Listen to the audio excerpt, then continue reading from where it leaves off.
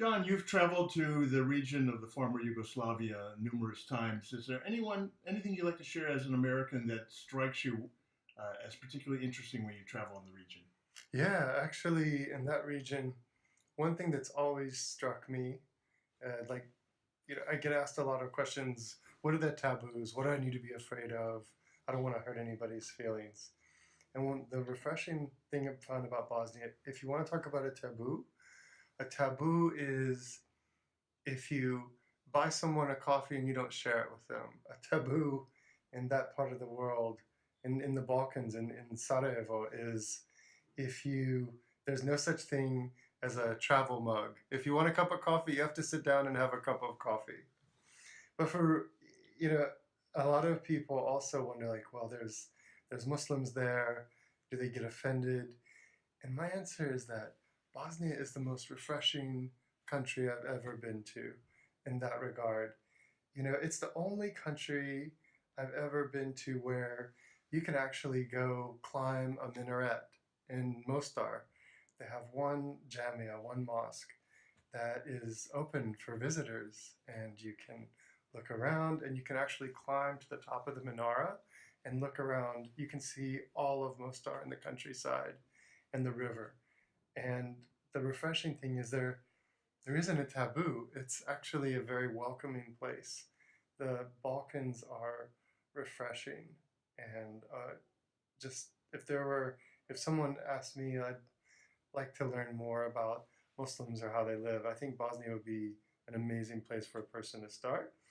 And at the same time, I have to say it's an amazing place where you can see and do an incredible number of things. It's a society that's safe. You can, it's something of a hidden jewel in Europe. If you want to go out, you can walk home at 2 o'clock in the morning. If you want to go to theater, they have a theater. If you want to go dancing, if you want to go to the movies, the symphony, the park, horse races, you name it, they have it all. It's actually a wonderful microcosm. Do you have any place that's a favorite to you? A no-miss place for the first-time visitor? Yes, the no-miss place for me is the is downtown Sarajevo in the old city. I think that just walking in that area and seeing the beauty of the streets, the friendliness of the people, the mosque on the left in one block, the Catholic church on the right in the next block, and another block over, an Orthodox church. And not too far from that, a synagogue is what makes Sarajevo one of the most interesting cities. You'll walk to find, they have an amazing store called Badem Boutique, where they sell nuts, candies, and especially almonds. That's what Badem means. And they're located in different places throughout the city. And you can go there, find the most amazing treats, and go sit and have a coffee not too far from where history began in the Balkans and in Europe.